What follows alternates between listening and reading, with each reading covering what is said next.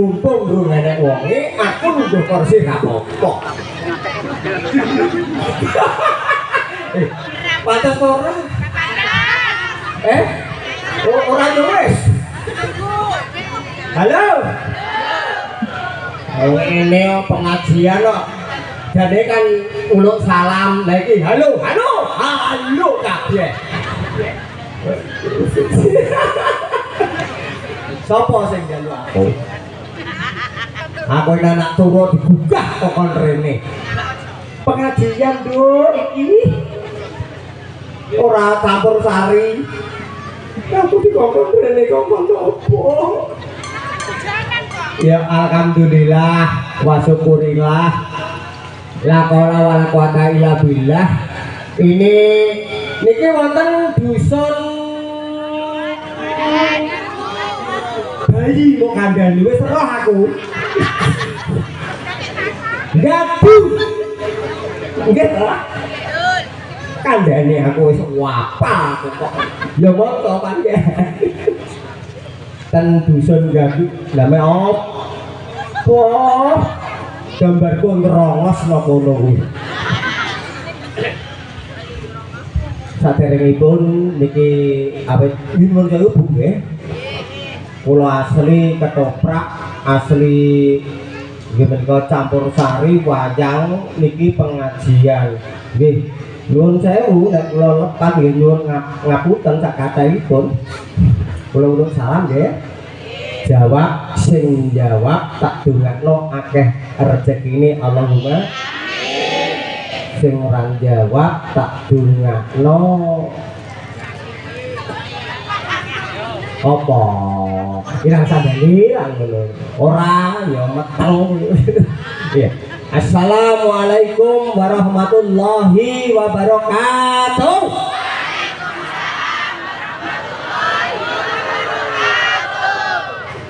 Astagfirullahaladzim. Alhamdulillah wong kene insya Allah masjid ndi? Masjid ndi? Endi? Kowe tau salat napa lho? Hah?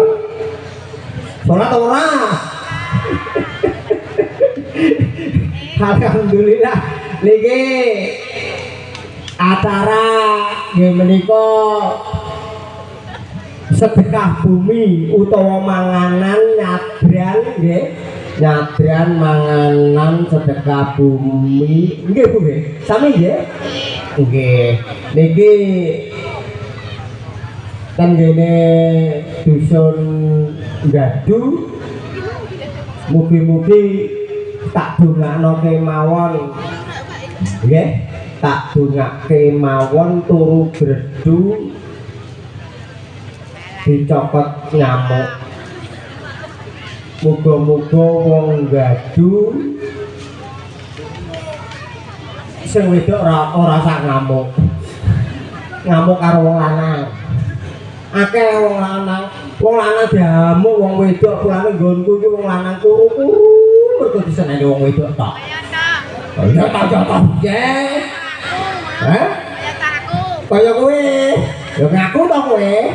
Lah alah kowe. Niki saderengipun mangke panjenenganipun ingkang sami panjenengan tenggo-tenggo Pak Yai Agus Salim wong ganteng ramah tamah niki kula riyen kula niki mboten ngaji kula ndagel kula mboten saking ngaji ya nggih napa mboten tapi selawatan purun nggih selawatan nggih nggih padang rembulan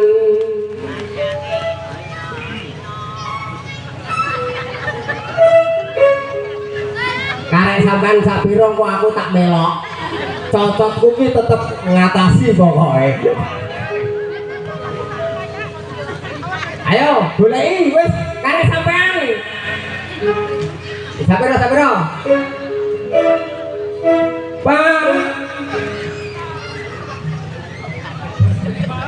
pada rembulan-rembulane tanggal 1 wes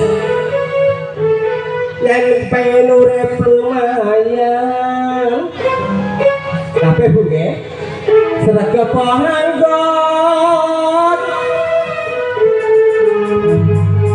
mengaji selawat saya itu ya kompak setuju sholatullah salamullah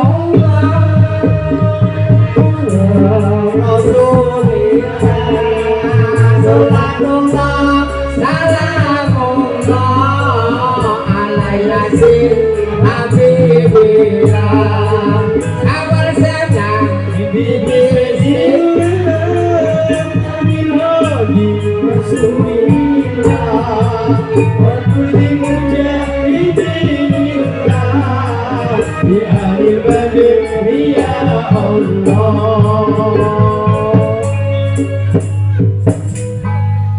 Alhamdulillah. Allahumma sholli ala Muhammad.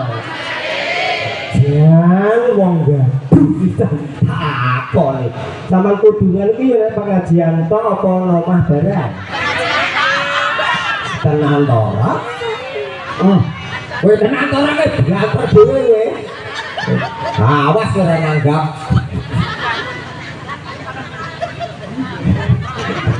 Selawatan terus iki nggih. Niki pancen monggo dipun eling-eling. Wong jenenge wong Islam eling 5 waktu. Yo kok pinter kaya kanak-kanak kowe. Pepeling. Nggih, enten saged pepeling nggih. Wis wancine padha die. Iso tak bawanane dhisik. Pawadaring jajal. Kamu lo. Ngono kok ranyang. Pawadaring.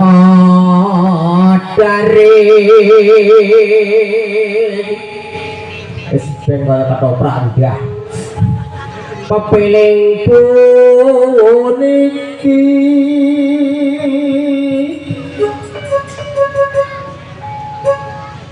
minong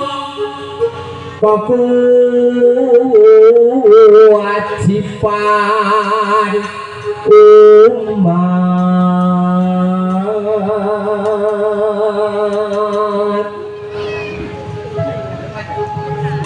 agama Islam hanane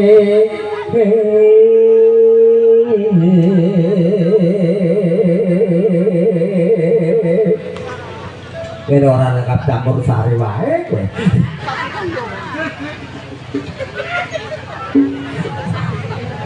Oh.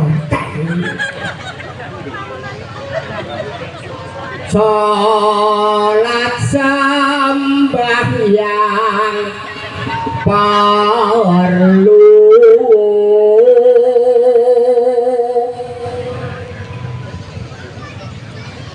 Tuduk gue kalau nodok ketoprak lo ini bisa subuh itu sen mesti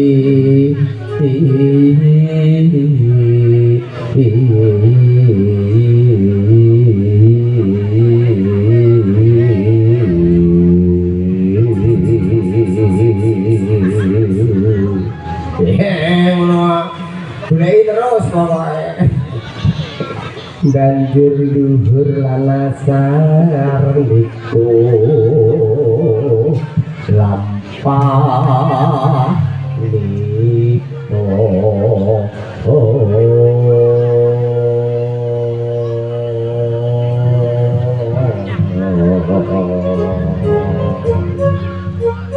kowe angkuran nanggap awas pokoknya apa nih? Kamangkono katindak no pungkasane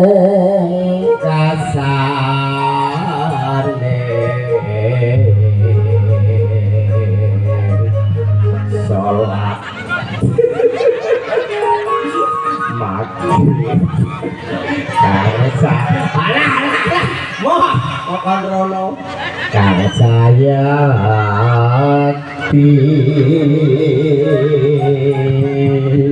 kalau sing nemen tadi lho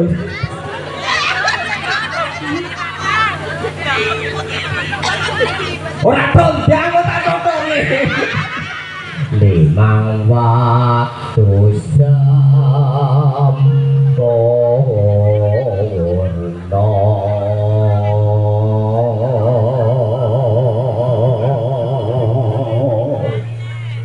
papiling dados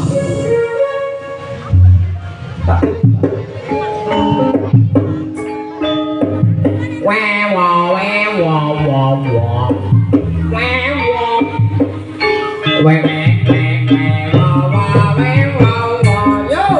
la ilaha illallah la ilaha illallah la ilaha illallah Muhammadur Rasulullah la ilaha illallah la ilaha illallah la ilaha illallah Muhammadur Rasulullah wes pancene ayo kabeh padha bilih ayo ndekake dan wes tuan ya wayahe sembahyang tapi wajib gaduhin bagian salat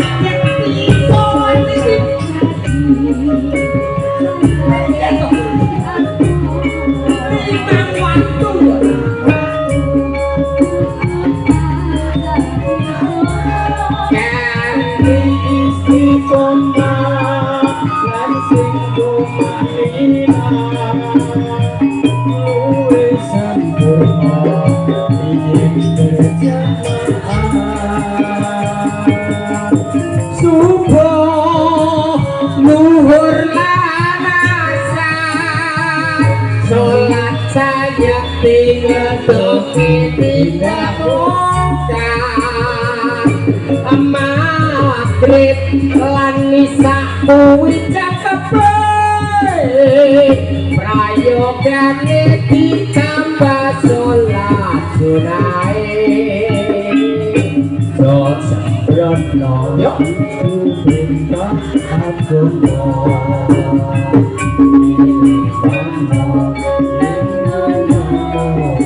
joget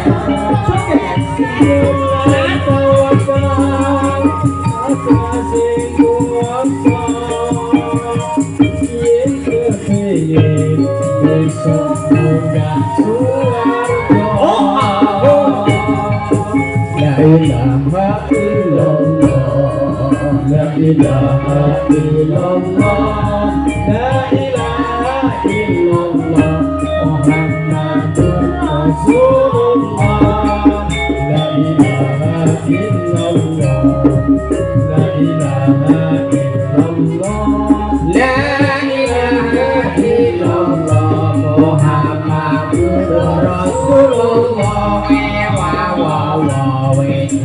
Ayo benar Wes watching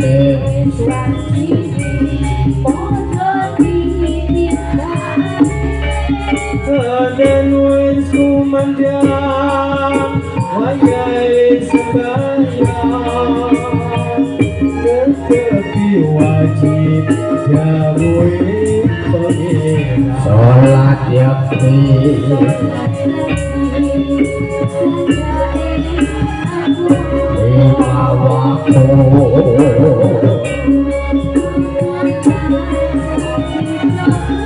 Ganti istiqomah sing tumonika len kepengin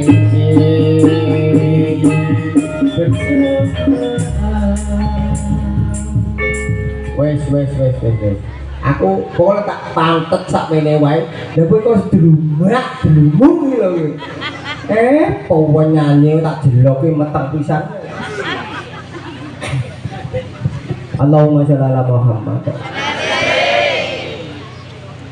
ngaji ya Bu kita tetap sing samantene enggak Yai Agus Salim toh mboten kula toh ya wis tak medhun ya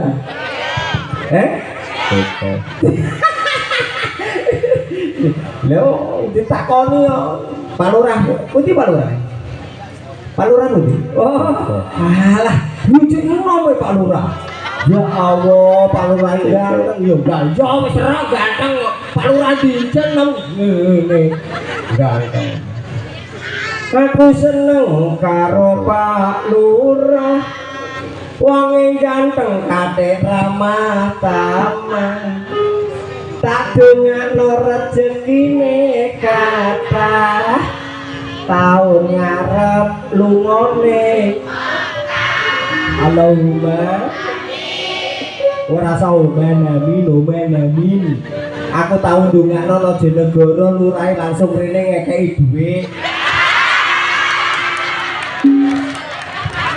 sumpah iki Rajanegara boten Pak boten sampean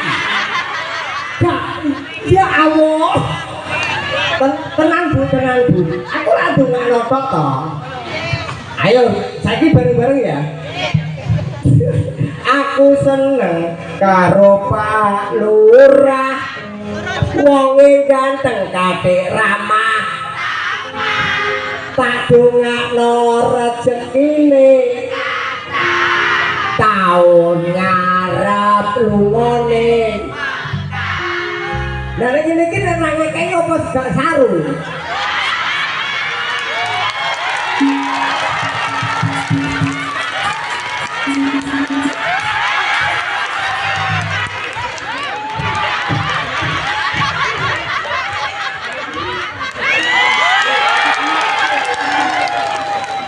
Kowe jalan ye. Pasti dengan gue.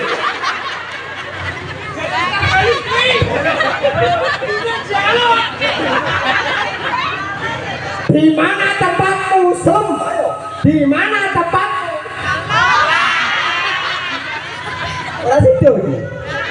aku ngemis dhewe. Pawo wonten. Ora ngono. Aku nyungakno, pawo putih pawo. Angkat tangan, pawo.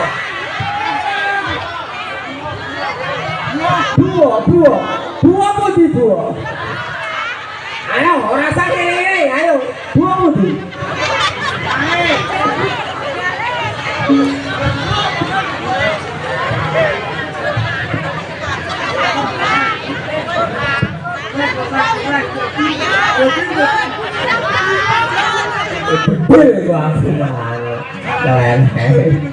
Wah, lha ngene iki lho. Aku apik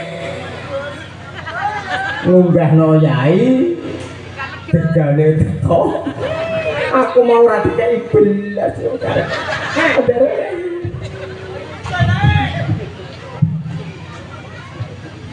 Monggo nggih. Apa ta?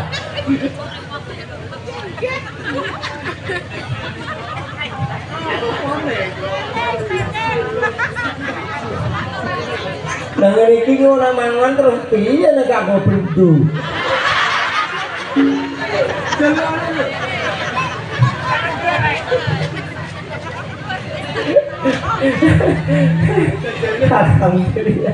Alhamdulillah. Allahumma sholli ala Muhammad. Guyon nggih Bu nggih. Guyon tapi oleh.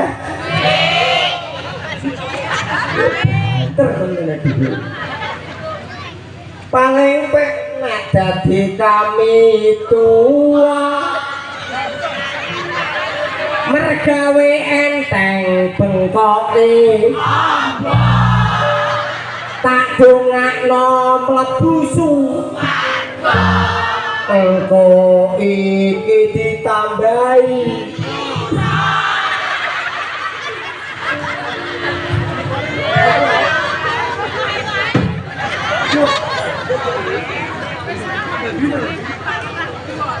Pak Mudin nonton Pak Mudin.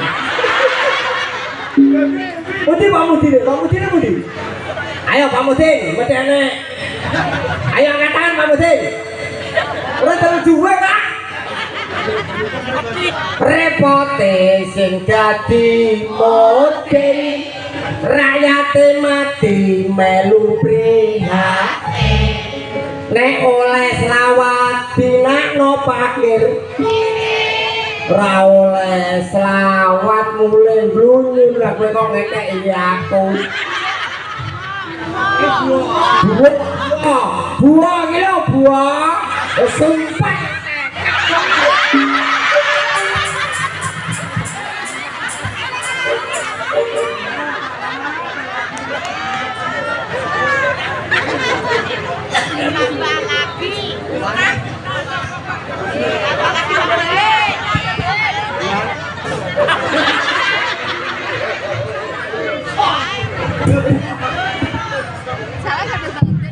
Oh, karena aku dosa lho. Ngono lantaran buah. Yo buah. Tak dungakno mlebu swarga kok langsung sekat. Masa swarga kok sekat.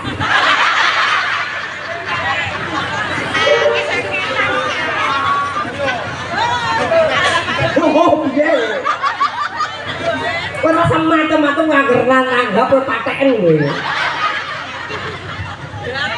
Pokoknya aku salim ya.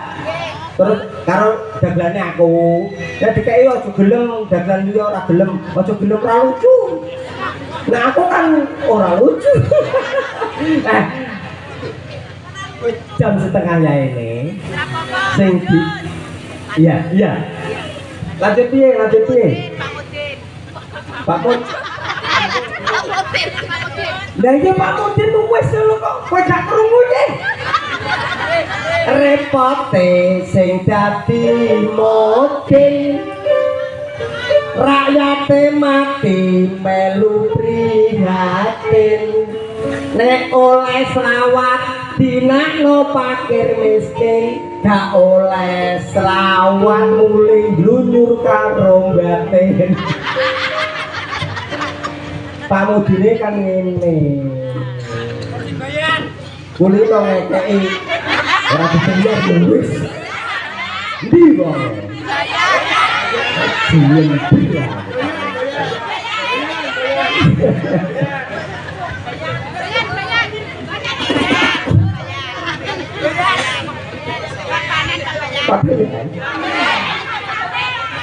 Pak Bayan nang rene aku kei duit. Wis ngene. Ada kamu enggak? Wis rene. Ora usah macem-macem kowe. Hah?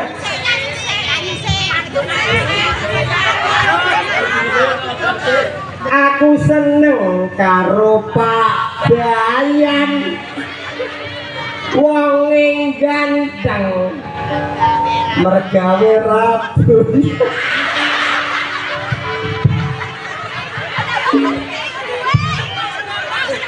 Wah,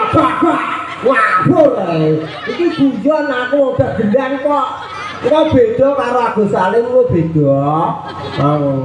Aku seneng karo Pak Bayan.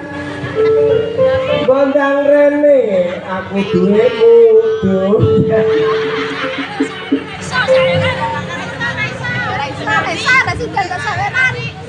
Kowe telak. Iki kowe iki bela sapa? Bela sapa? Karek kowe ngono. Nyanyi apa, Pak? Campur sari. Tenang? Langsung munggah?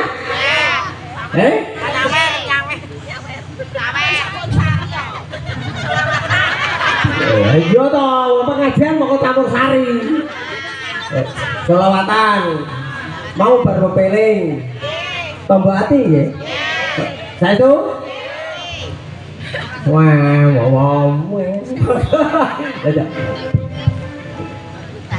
Tombol hati saja.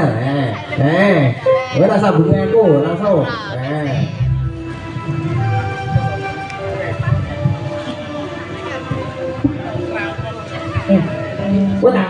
Gue cuma macam-macam gue. Penyanyi orang nyanyi blas. Aku terus.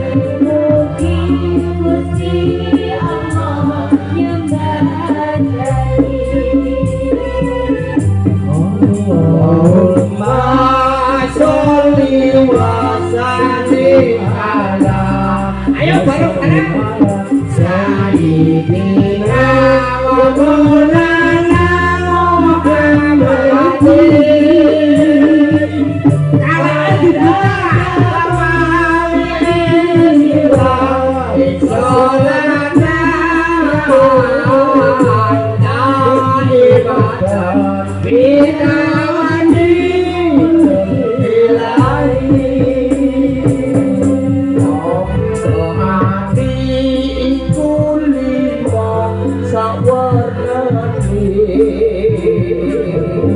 maca Al-Qur'an angen-angen samanane kaping pindho salat wengi lakonono kaping telu wong kang saleh kumpulono kaping papat weteng kudu ingkang duwe kaping lima dene wengi ingkang suwe salah sawijining sapa bisa hang lakoni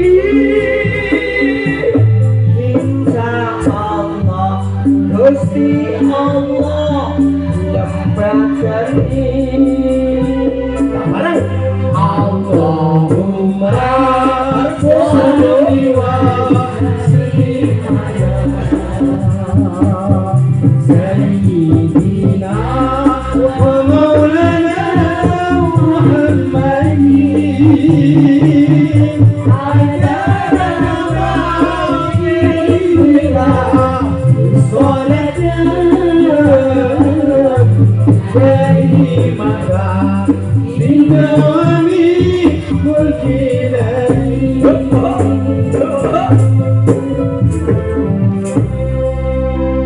kalah karo janji aku bar nyanyi Pak Bayan ngawer.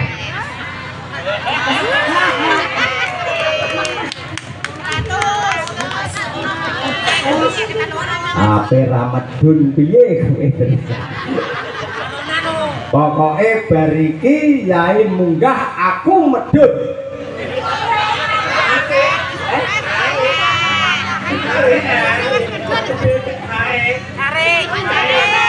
Tarik piye maksudnya? Aku sing ngemis kok kono njaluk.